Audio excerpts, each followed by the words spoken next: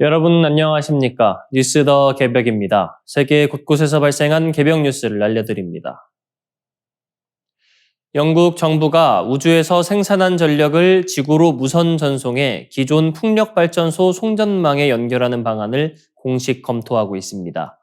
바람이 불지 않을 때 가동이 멈추는 풍력 인프라를 활용해 차세대 친환경 전력 체계를 구축하겠다는 전략입니다.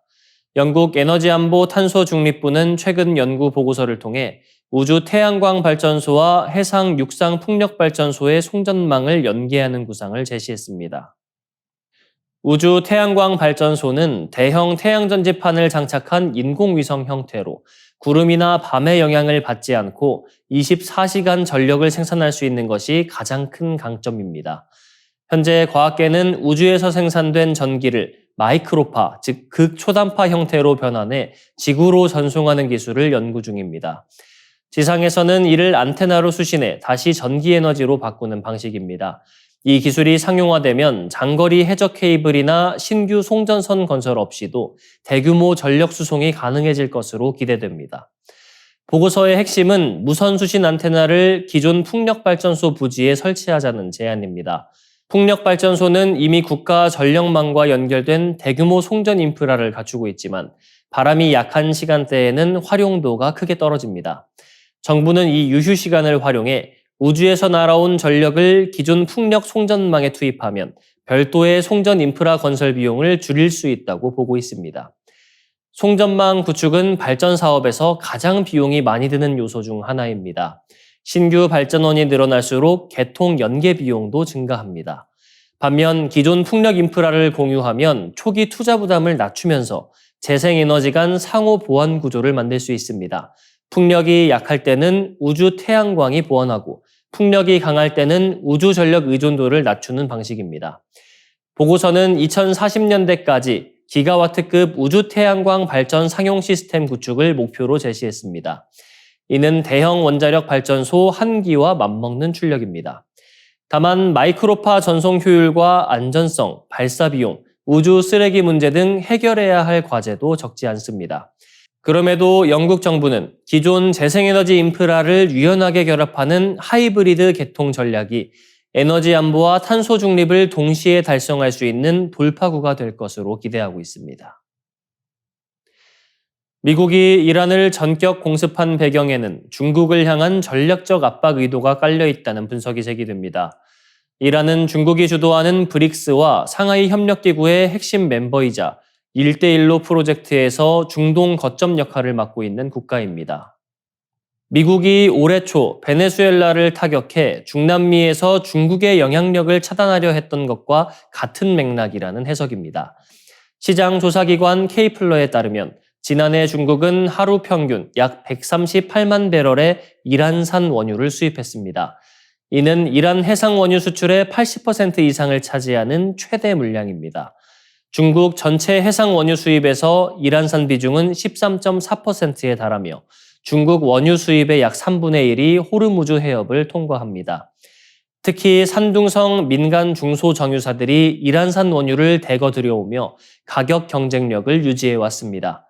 중국은 제재 대상국 원유를 할인된 가격에 확보해 제조업 원가를 낮추는 전략을 구사해왔습니다. 그러나 이란산 공급이 흔들릴 경우 이 전략은 큰 타격을 입을 수 있습니다. 해협 봉쇄나 군사적 긴장이 고조되면 물류 차질, 보험료 상승, 운임 급등이 이어지며 에너지 수입 단가가 급등할 가능성도 제기됩니다. 여기에 베네수엘라산 원유 수입 역시 미국의 니콜라스 마두로 대통령 축출 이후 사실상 중단된 상황입니다. 미국 싱크탱크 에너지 연구소는 최근 보고서에서 이란의 정치적 미래가 불확실해질 경우 중국이 안정적이고 저렴한 원유 공급원을 또 하나 잃게 될 것이라고 지적했습니다. 세계의 최대 산유국인 미국과 비교해 중국이 전략적으로 불리한 위치에 놓일 수 있다는 분석입니다.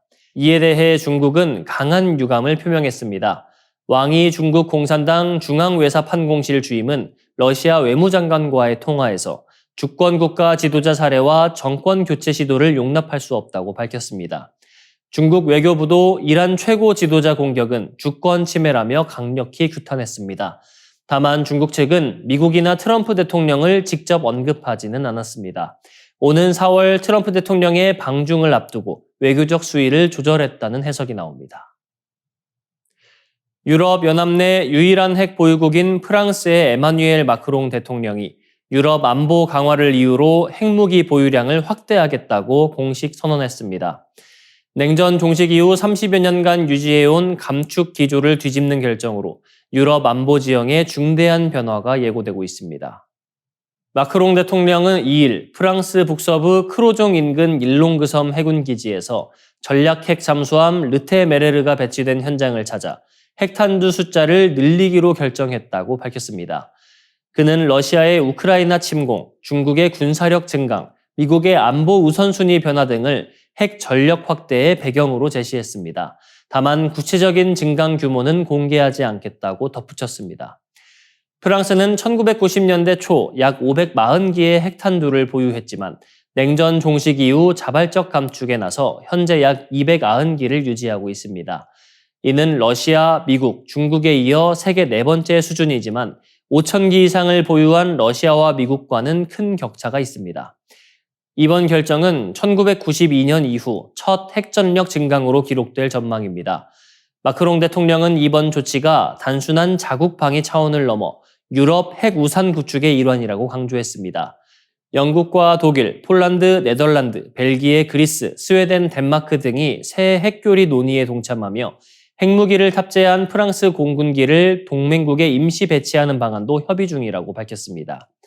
프랑스와 독일은 고위급 핵 운영 그룹을 신설하기로 했으며 이는 북대서양 조약기구 나토의 핵 공유 체계를 대체하는 것이 아니라 보강하는 성격이라고 설명했습니다. 유럽 각국은 대체로 협력 의지를 보이고 있습니다. 스웨덴과 덴마크 등 북유럽 국가들은 러시아의 군사적 위협 확대를 이유로 프랑스와의 핵 억지 협력 논의에 긍정적인 입장을 나타냈습니다. 미국의 트럼프 대통령이 방위비 분담금 증액을 압박하며 유럽 방위 자립론이 확산된 것도 그 배경으로 거론됩니다. 그러나 우려도 적지 않습니다. 미국과 러시아의 신전략무기 감축 조약 종료 이후 군비 경쟁 재점화 가능성이 제기되는 가운데 시민단체들은 핵 확산 금지 조약 정신에 어긋난다는 비판을 내놓고 있습니다. 일각에서는 핵 사용 권한이 프랑스 대통령에게만 있는 구조에서 동맹국이 충분한 신뢰를 가질 수 있느냐는 의문도 제기됩니다. 유럽이 미국 핵 우산 의존에서 벗어나 독자적 억지력을 모색하는 분수령에 선 가운데 프랑스의 결정이 유럽 안보를 안정시킬지 아니면 새로운 긴장을 불러올지는 향후 국제 정세에 달려 있습니다. 미국과 이스라엘이 이란 최고 지도자 아야톨라 알리 하메네이를 죽음에 이르게 한 작전에 성공한 배경에는 이스라엘 정보기관 모사드의 장기적 정보 축적이 있었던 것으로 분석됩니다. 수십 년에 걸친 인적 정보, 이른바 휴민트와 첨단 신호 정보 역량이 결합되며 이른바 참수 작전이 현실화됐다는 평가입니다. 영국 파이낸셜 타임스는 복수의 소식통을 인용해 테헤란 전역의 교통 감시 카메라가 수년 전부터 해킹돼 왔다고 보도했습니다. 해킹된 영상은 암호화된 채 이스라엘 서버로 전송됐고 이를 통해 하메네이와 고위 관료 경호팀의 주소, 근무 시간, 이동 경로와 주차 위치 등 일상 정보가 체계적으로 축적됐다고 전했습니다. 특히 테헤란 파스투에르 거리 관저 인근 CCTV는 경호 차량의 위치까지 파악한 것으로 알려졌습니다. 소식통은 이러한 감시 체계가 단기간에 구축된 것이 아니라 장기간에 걸친 데이터 수집 작전의 일부였다고 설명했습니다. 실시간 CCTV 정보는 미국 중앙정보국 CIA와의 공조 속에 하메네이의 동선과 회의 일정, 동행 인물까지 파악하는 데 활용됐습니다. 공습 당일인 2월 28일 하메네이가 지하 벙커가 아닌 관저에서 고위 관료들과 회의를 진행한다는 사실을 복수 경로로 확인한 뒤 날짜가 최종 결정된 것으로 전해졌습니다. 하메네이에게는 두 곳의 지하 벙커가 있었으며 벙커에 머물렀다면 어려웠을 것이라는 분석도 나왔습니다. 이스라엘군 정보기관의 신호정보 부대인 8200 부대도 핵심 역할을 했습니다. 이 8200 부대는 수십억 건에 이르는 통신 및 이동 데이터를 알고리즘으로 분석해 표적 식별을 자동화한 것으로 알려졌습니다. 한 이스라엘 정보 당국자는 우리는 예루살렘을 아는 것만큼 테헤란을 알고 있었다고 강조했습니다. 외신들은 CIA 역시 기술적 지원에 나섰지만 이란 내 휴민트망 구축과 현장 네트워크 운영은 모사드가 주도했을 가능성이 크다고 진단했습니다. 작전의 최종 승인 권한은 트럼프 대통령에게 있었습니다. 트럼프 대통령은 미 동부 시간 기준 지난달 27일 오후 3시 38분 맹렬한 분노로 명명된 이번 작전을 승인했습니다. 약 10시간 뒤인 28일 새벽 1시 15분 미국과 이스라엘의 대이란 공습이 개시됐습니다. 이번 작전은 현대 정보전과 첨단 감시 기술, 장기적 인적 네트워크가 결합된 대표적인 사례로 기록될 전망입니다.